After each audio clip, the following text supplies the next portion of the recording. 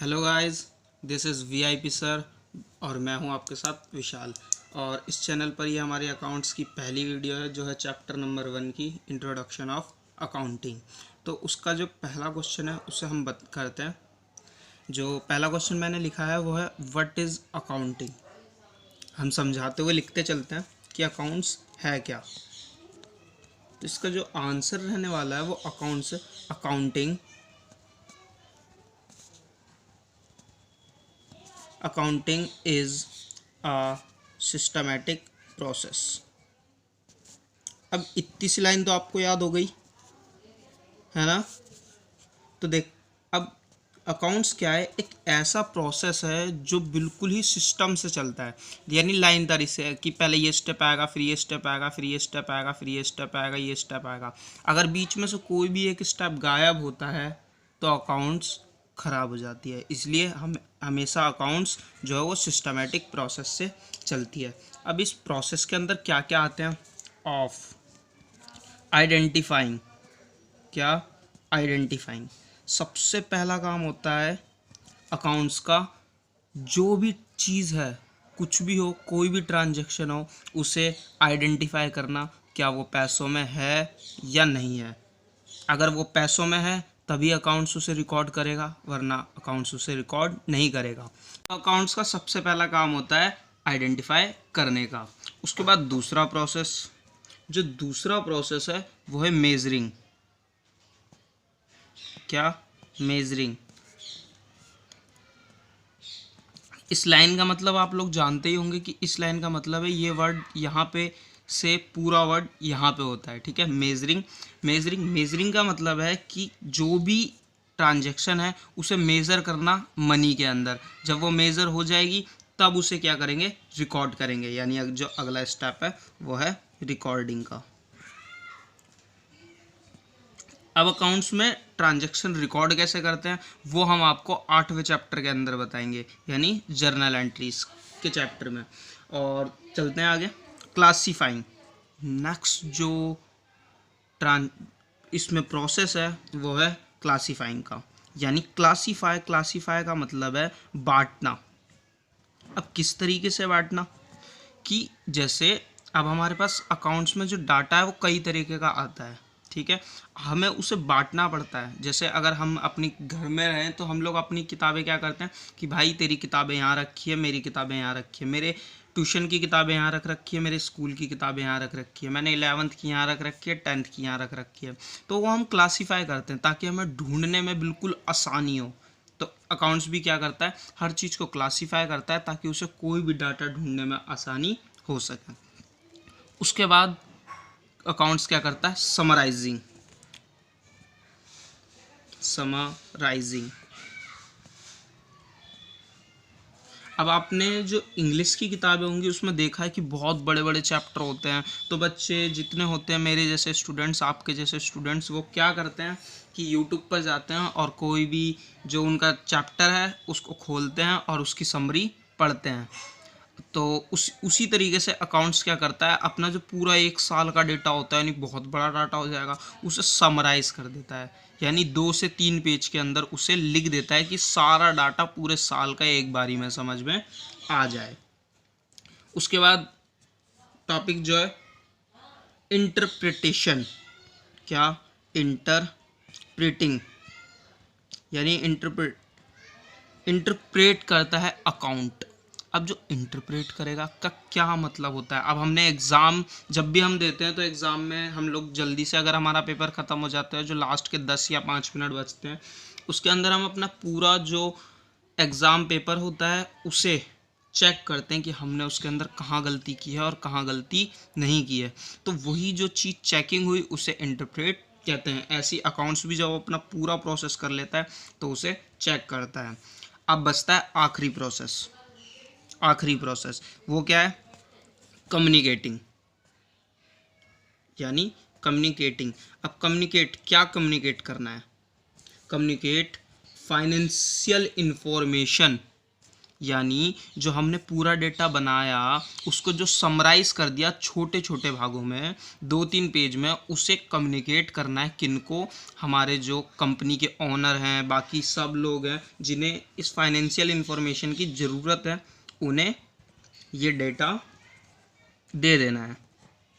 तो financial information to the users. अभी हम आपको बताएंगे कि यूज़र्स क्या होते हैं, लेकिन जो हमारी अकाउंटिंग की फुल फॉर्म होगी, जो यानी अगर कोई भी पूछे कि अकाउंट क्या है तो आपको ये वाली जो चीज़ है वो बता देनी है। तो आपको पूरा प्रोसेस याद हो गया, बिल्कुल आसान सा प्रोसेस है। सबसे पहले आइडेंटिफाइंग, फिर measuring, recording, classifying, summarising, interpretation and communicating to financial information. अगर इसे आप किसी कंपनी की तरह देखें लगातार तो यह आपको बिल्कुल अच्छे से याद हो जाएगा। तो यहाँ पे मैंने अपना दूसरा क्वेश्चन लिखा है कि यूज़र्स कौन होते हैं, लेकिन उससे पहले मैं आपको एक चीज़ बता दूं कि हमारे चैनल पे आपको बिल्कुल ही अलग सी चीज़ें मिलती रहेंगी। जैसे कि ये जो क्वेश्चन है ना, ये दिल्ली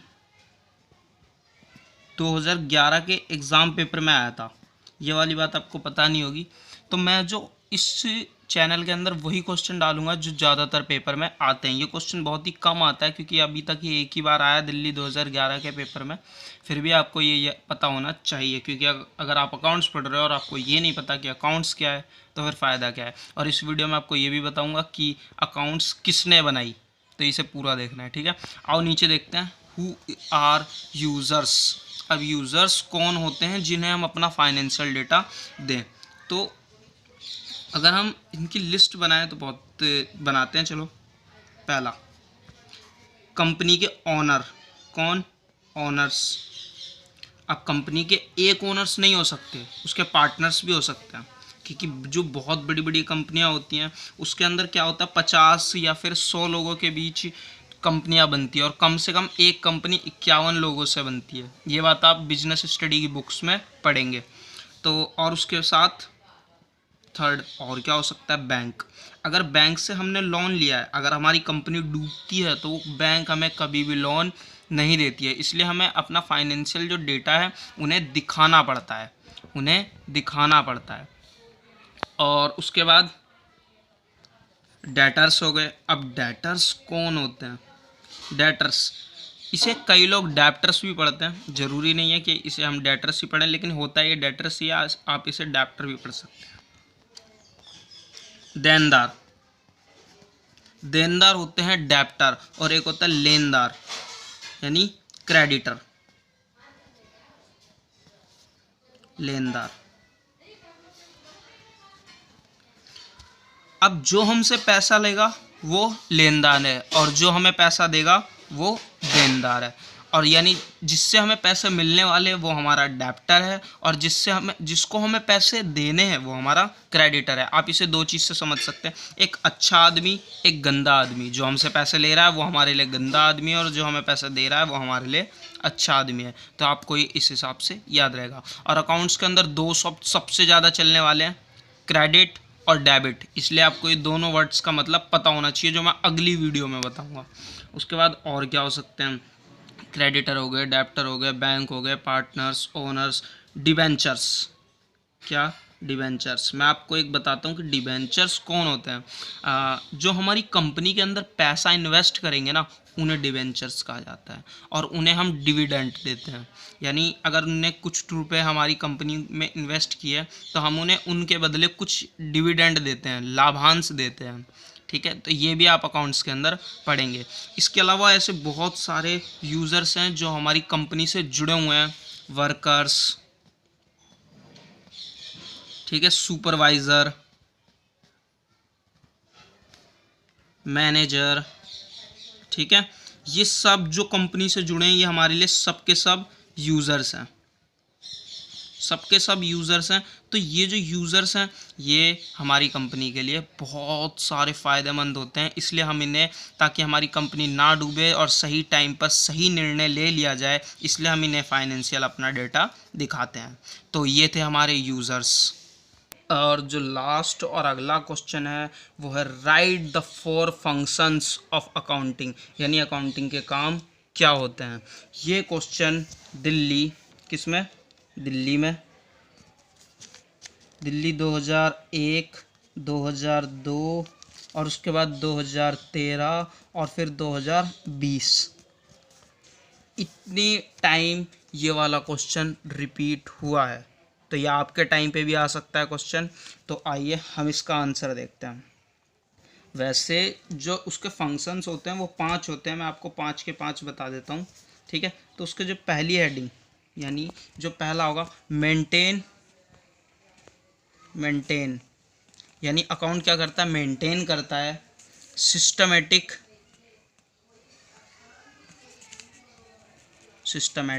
रिकॉर्ड्स, क्या अकाउंट्स जो है वो रिकॉर्ड करता है सिस्टमैटिक तरीके से किसी भी डेटा को, ठीक है। यह आपको बिल्कुल सही से याद होना चाहिए कि अकाउंट उसके जो चीज़ें हैं वो कैसी होनी चाहिए। तो यानी इसके अंदर अगर हम लिखें तो मुझे आपको बताने की ज़्यादा ज़रूरत नहीं है। ये जो है बिल्कुल सबसे प्राइमरी फंक्शन है। ये एक प्राइमरी फंक्शन है क्योंकि ये सबसे पहली चीज़ ये होती है कि जो अकाउंट्स क्या करता है, रिकॉर्ड करता है। ये हमने उसकी डेफिनेशन में पढ़ लिया है। तो ये प्राइमरी फंक्शन है। उसके बाद दूसरा जो वो होगा, दूसरा आप इसे खाली हेडिंग और थोड़ा बहुत समझा के भी इस क्वेश्चन को पूरे मार्क्स ले सकते हैं। 4 नंबर का क्वेश्चन ही आता है ज़्यादातर। तो और जो दूसरा यानी पॉइंट है वो है प्रिपरेशन। क्या करता है, ये प्रिपेयर करता है फाइनेंशियल स्टेटमेंट को। अब फाइनेंशियल स्टेटमेंट क्या है अभी बताते हैं कि फाइनेंशियल स्टेटमेंट क्या है। आपको एक चीज़ और बता दूं कि अकाउंट्स में जो साल लिया जाता है यानी ईयर, जिसे हम फाइनेंशियल ईयर कहते हैं। क्या, फाइनेंशियल ईयर। पूरे साल आपको के टीचर्स बताएंगे कि फाइनेंशियल ईयर है। तो फाइनेंशियल ईयर कब से लेकर कब तक होता है, 1 अप्रैल से 31 मार्च तक। इसके बीच में जब लास्ट ईयर ख़त्म होने वाला होता है तो हम लास्ट में 3 चीज़ें बनाते हैं। क्या, फर्स्ट ट्रेडिंग अकाउंट, जिसे हम फाइनेंशियल स्टेटमेंट कहते हैं। मैंने आपको कहा था ना कि हम समराइज़ करेंगे डेटा। तो ये समराइज़ का जो डेटा होगा वो ट्रेडिंग अकाउंट के अंदर जाएगा। ट्रेडिंग अकाउंट, एक और चीज़ है साथ में, प्रॉफिट एंड लॉस अकाउंट। उसके बाद एक लास्ट जो चीज़ आ गई वो आती है बैलेंस शीट।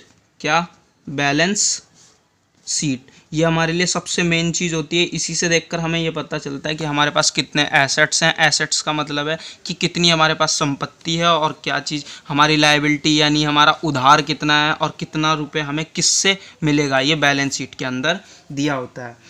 तो जो दूसरा फंक्शन होता है वो आपको पता चल गया, प्रिपेयर फाइनेंशियल स्टेटमेंट। आइए तीसरा पढ़ते हैं। जो तीसरा होगा, तीसरा जो है हमारा, वो हमें मदद करता है। अकाउंट क्या करता है, हमें मदद करता है मैनेज, यानी असिस्टेंस मदद करता है। यहाँ पर हम हेल्प का भी इस्तेमाल कर सकते हैं, लेकिन अगर हम असिस्टेंस लिखते हैं तो अच्छा लगेगा। Assistance to management. क्या, असिस्टेंस टू मैनेजमेंट, यानी जो पूरे साल हमारी कंपनी का डेटा होता है उसे मैनेज करने के लिए जो अकाउंट्स है वो हमारी मदद करता है, ठीक है। चौथा पॉइंट, बिल्कुल ही आसान पॉइंट, आपने अभी पढ़ा था कि कम्युनिकेट करता है फाइनेंशियल डेटा, ठीक है। ये उसके फंक्शन है, यानी उसके कार्य हैं, फाइनेंशियल डाटा। एक लास्ट 5th, ये आपके लिए सबसे इम्पोर्टेंट है और थोड़ा सा सबसे अलग है।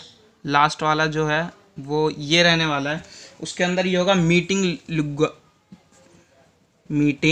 Legal requirements. ठीक है, मीटिंग लीगल रिक्वायरमेंट्स। अब आपको पता है कि बहुत बड़ी बड़ी कंपनियां कई सारी डूब जाती हैं, जिसे हम दिवालिया कहते हैं। आपको एक और चीज़ बता दूं कि दिवालिया को इंसॉल्वेंट कहते हैं, ठीक है, याद रखना, और बैंकरप्ट भी कहते हैं, ठीक है। तो जो मीटिंग लीगल रिक्वायरमेंट है, मतलब कि अगर कोई भी कंपनी है उसको कोई लॉस होता है या कुछ भी होता है तो उसके पास एक एविडेंस रहता है। अकाउंट्स क्या करता है, सारी चीज़ को लाइन दारे से रिकॉर्ड करता है। आज कोई ट्रांजेक्शन हुई तो आज की डेट डाल के उसका नाम, किसको कितना माल बेचा, सारी चीज़, सारा डेटा जो है वो रिकॉर्ड होता है, ठीक है। तो उसके पास एक सारा एविडेंस रहता है कि अगर कोई भी कोर्ट में केस लड़ा जाता है तो जो अकाउंट्स होगा वो सीधा जाएगा, यानी जो हमारा सीए होगा वो सीधा कोर्ट में आएगा और हमारे लिए मदद करेगा। यानी जो अकाउंट है वो सबसे ज़्यादा मददगार कब होता है, जब हमारा अकाउंट्स की चीज़ें चल रही हों।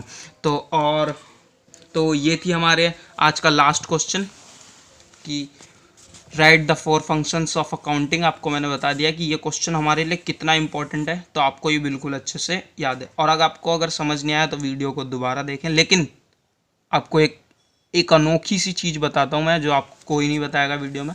ज़्यादातर लोगों को पता है लेकिन फिर भी हम बताते हैं कि अकाउंट्स बनाई किसने, हु मेड्स अकाउंट्स। वो थे लुकास पैसियोली। कौन? Lucas Pacioli. मैंने स्पेलिंग लिख दिया, आप देख सकते हैं, वाई है ये, वो राइटिंग थोड़ी सी ख़राब है मेरी। लुकास पैसियोली ये इंसान थे जिन्होंने अकाउंट्स बनाई। अब हम अगली वीडियो में मिलेंगे। Take care all of you. और अगली वीडियो हमारी ज़रूर देखें अकाउंट्स की, वो आपके फ़ायदे के लिए होगी। और ऐसी ही उसके अंदर बहुत ही इम्पोर्टेंट चीज़ें बताई जाएंगी जो पेपर में लगभग ज़्यादातर आती हैं। ठीक है, take care, bye bye, see you.